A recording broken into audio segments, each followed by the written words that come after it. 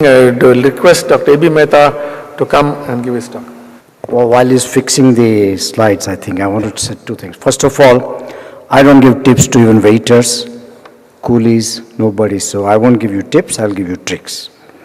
And then 5 tips idea, I don't know how Srinivas got it, whether he got it from Draupadi or I have no idea from where he got this. But I will give you 5 tips only. Okay. 126,000 angiographies analyzed at Cleveland Clinic showed following facts. There are a lot of benign coronary anomalies, we don't talk about that. Those which are significant is only first of all, a patient of stable angina will come to you, which I suppose most of the time you will be doing angiography, where your chances of finding occlusive lesions are very high based on your clinical judgment.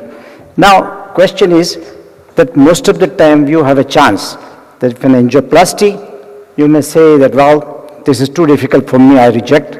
I may send to Dr. Abhichan, I may send to Dr. Ganesh Kumar and whatsoever. But in angiography, if you find an anomaly and if you can't complete the angiography, you are stumped. So therefore you struggle a lot. Unfortunately, there are no standard catheters designed for angiography, for doing an anomalous coronary arteries, and after angiography, angioplasty, a second hurdle, a difficult second hurdle. So let us see, commonest anomaly which you might have to address angioplastically is anomalous origin of circumflex from the right coronary artery. Second one is a right coronary artery arising from the left coronary sinus. And the third one is a left main arising from the right coronary. Briefly, I will tell you about the left main. The left main coronary artery arising from the right sinus could be completely normal and yet be fatal. The left main coronary artery arising from the right side can have 3 courses. It could be have a retroaortic, no problem. It could be having septal, anterior to pulmonary artery, no problem.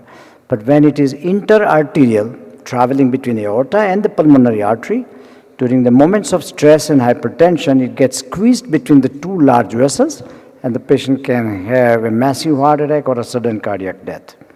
Therefore, that is the benign artery. You must determine how the course is. Anyway, so now after that, we proceed to see how we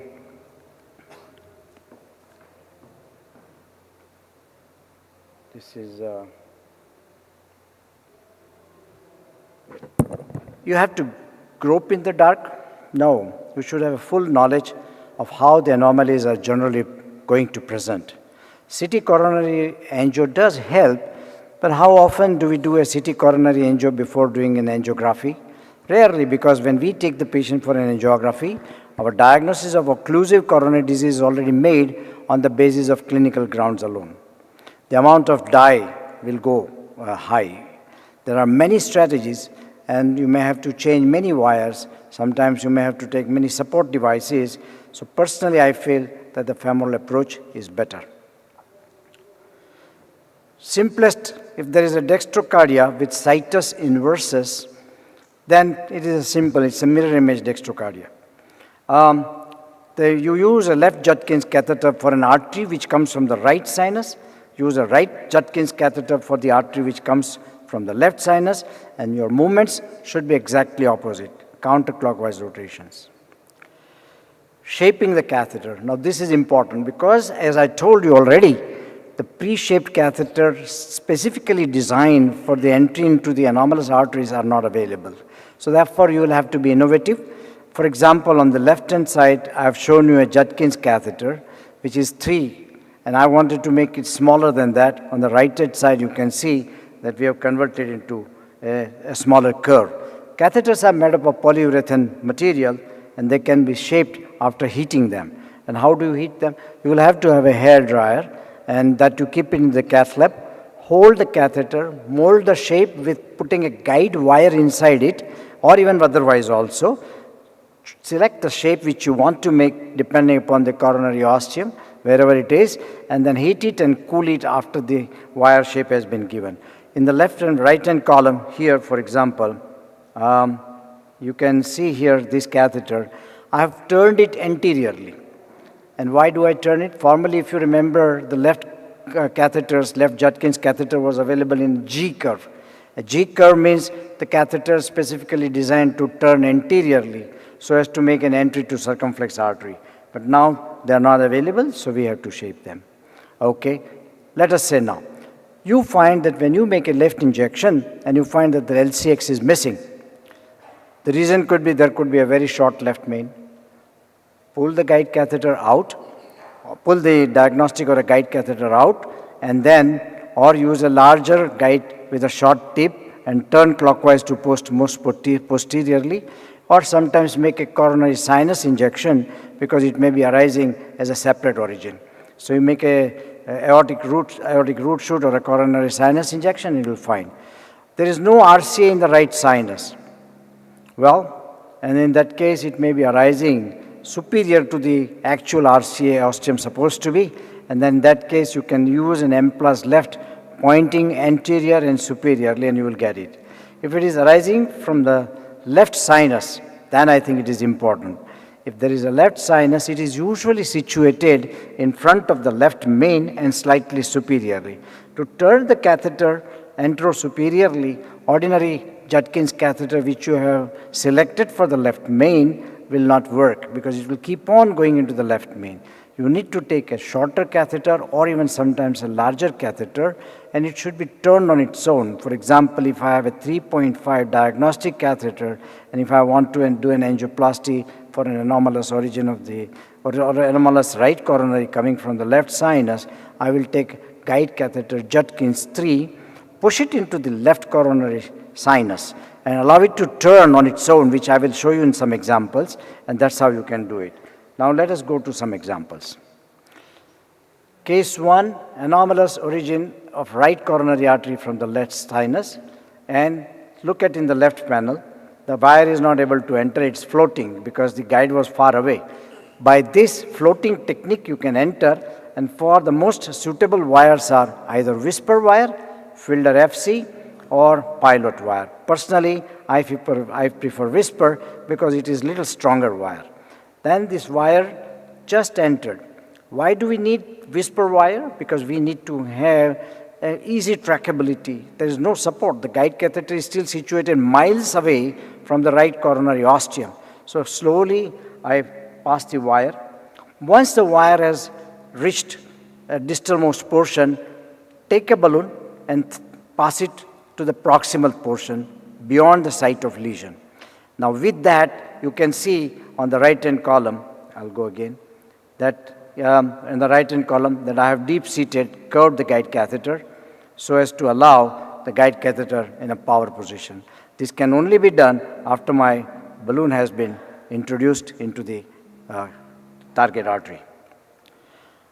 Well, I'm trying now. Look, lesion is located now because the injection is better. There it is. The lesion is located. The injection is better. There is a mid-segment, very tight lesion, and the balloon is passed. Unfortunately, the lesion was extremely tight, and the lesion was very, very fibrotic, therefore could not be dilated adequately. And we went with smaller balloon, 1.5 balloon, and went into a pressure of 26. Still you find that the balloon is not open. Meanwhile, his blood pressure dropped.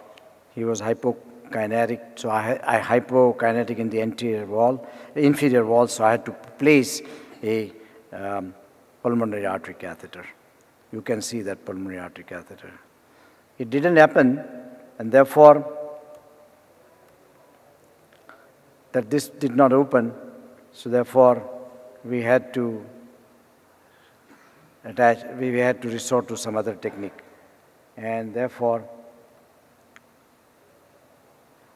took a over-the-wire balloon. Despite the dissection, most hesitatingly, I'm passing the rotablation wire. Therefore, I removed the pulmonary artery catheter and placed a pacing catheter And having passed the rotawire, the rotablation is done with 1.25 burr and subsequently 1.5 burr in step burr approach.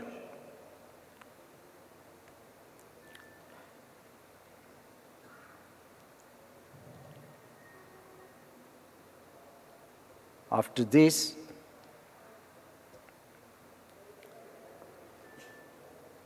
change the wire. The rotawire is to be removed, and we take the next wire.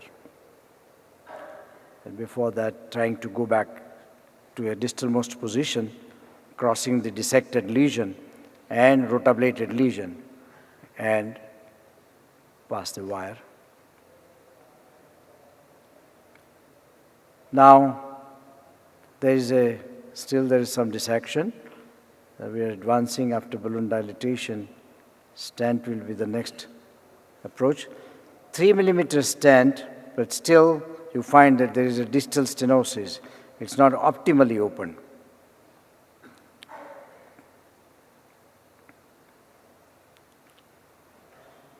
Took a small balloon, applied some extra pressure, and this was the final result. So what we learned from this case is A, try and use a floating technique to enter the right coronary. Go as close to the ostium as possible. Get the guide wire going into the artery.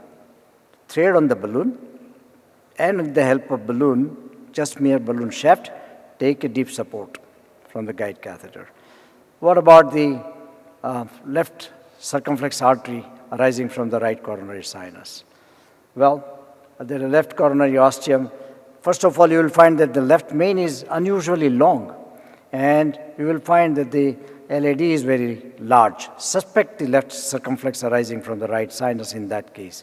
And here we have a rapid right catheter, diagnostic catheter, turned it towards the anteriorly, and we can cannulate the right coronary, the circumflex artery. This is now angioplasty, AR2 catheter, and it is turned anteriorly to get the guide catheter in a proper position to cannulate circumflex ostium, and we pass the wire. Having threaded the wire, you can see in the panel here that the wire is slowly being positioned, and in order to get a proper support, there is one wire in the right coronary artery also, so it's to hold the guide catheter in a proper position. After that, there is a balloon tunnel. Once you actually cannulate the artery, and once you have cannulated it, the wire, and get it in a power position, then I think the rest of the things are comparatively easy. Sometimes something happens, and that I will tell you what happens. This lady, I got a very high right coronary, and this coronary was not only very high, but was arising from the left sinotubular ridge or higher level. So now what do I do? It came as close to the possible of the ostium of the right coronary, and again we took a soft wire, something like Filter FC or a Whisper, and cannulated with the wire, and it's on a diagnostic catheter. Once I have got this position and wire, the diagnostic catheter will have to be changed, but it can be done on the wire alone, as I have shown you here. Actually, I have put two wires. One wire is already existing, and the second wire is coming now. And with the help of two wires, and then getting a proper support, I have taken one third thing, and that is 0.035 wire. 0.035 wire is coming down. This is a double length 0.035 wire. This is all to get too much support, good support for the diagnostic catheter. After this, the diagnostic catheter is removed out. You will appreciate that both the wires which are in the coronary, have a docking, and they have been made into a double length wire. After this, we threaded the guide catheter. An appropriate guide catheter in this particular case was multi-purpose. And unfortunately, you can see that the coronary wire has made a loop. I don't know whether you can appreciate clearly or not, but the coronary wire has made a loop, and in that case you must keep in mind that don't try to undo the loop, but instead you turn and twist your guide catheter and advance it slowly so that you do not lose the wire position. Otherwise, if you try to remove the loop and pull the wire out, you will lose the guide catheter position, guide wire position. After doing this, we find that the lesion has lots of false pseudo lesions. Avichan, tell me when my time is up. Just 1 minute more I want. And lesion dilated, and with a long stent, achieved a very good result as you see here. Okay. Now finally my 5 top tips. First of all, select the proper guide catheter depending on where the ostium is situated. For the right coronary arising from the left sinus, undersized or slightly oversized Judkins catheter with an appropriate shape given by you by heating the catheter. AL1 can be also useful, and left coronary bypass can also be useful. For anomalous circ, you will have to use AR2, or sometimes even ordinary Judkins guide catheter be adequate. Use the polymer wire with moderate support like Cyan or Whisper. Tip number 3, backup support. Either you take a long sheath so as to have a good support in the descending aorta. You may do the anchoring balloon. After passing the balloon, inflate the balloon, and over that you thread the guide catheter, take a buddy wire, or sometimes even the guide liner.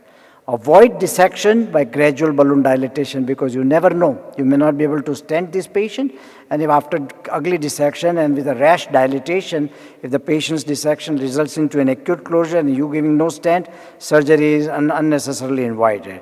And use most tracheable and short stent. Thank you very much. Thank you, Dr. Mehta. What is the most common anomaly that you find? Most common anomaly? Circumflex from the right coronary sinus, and then the right coronary from the left coronary sinus. Many times the right coronary artery arises from the left sinus and a little superior. So for us, being radialists, we find that the Tiger catheter, for some reason, sits there wonderfully. It's as if it is made for that coronary artery. So, and this being a common anomaly, this is something that is very common and nice to face, because it's easily tackled.